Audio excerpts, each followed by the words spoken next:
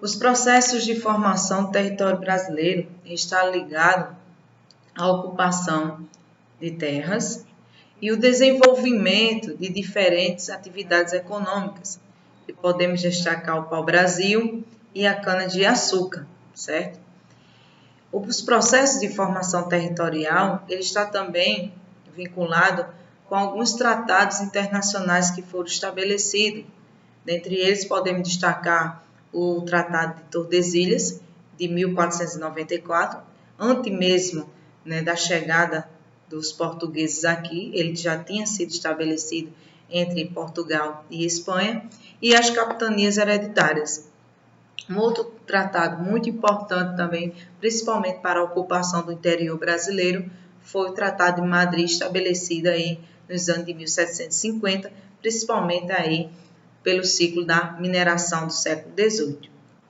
Então, o Tratado de Tordesilhas, foi um acordo entre Portugal e Espanha que as terras a oeste pertenceriam à Espanha e as terras a leste pertenceriam a Portugal.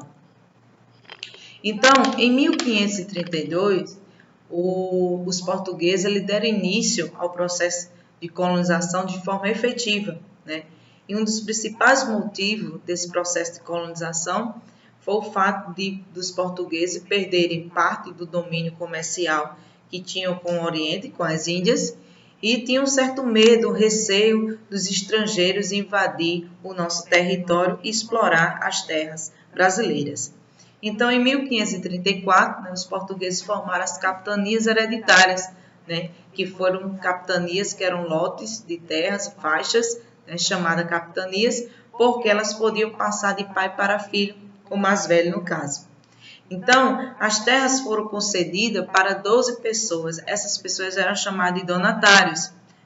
E os donatários cumpriam algumas tarefas sobre a exigência aí da coroa de Portugal. Então, quais foram essas exigências que, de fato, os donatários teriam que cumprir? Primeiro, distribuir os lotes de terra, sesmarias, chamado também sesmarias, nomear autoridades, fundar vilas, escravizar os indígenas, recolher impostos da coroa portuguesa.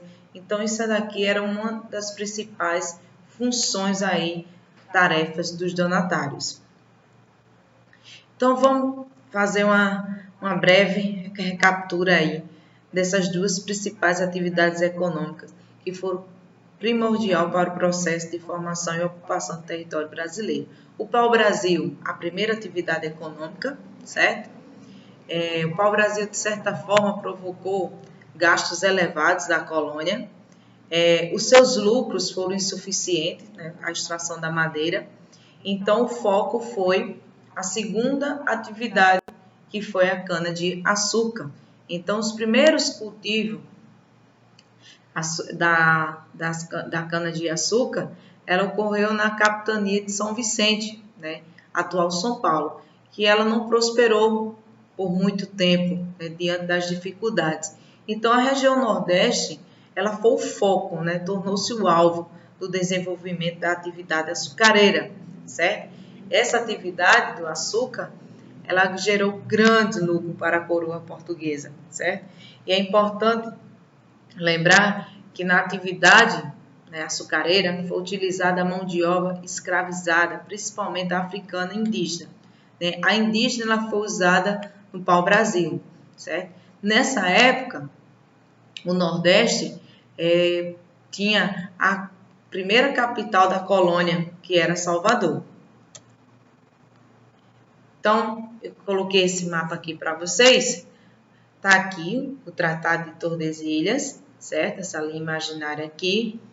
E a gente pode observar as principais atividades aí, principalmente no litoral do nosso território brasileiro. Pau-brasil, cana-de-açúcar, a pecuária. Então, a gente pode observar a dispersão dessas atividades econômicas.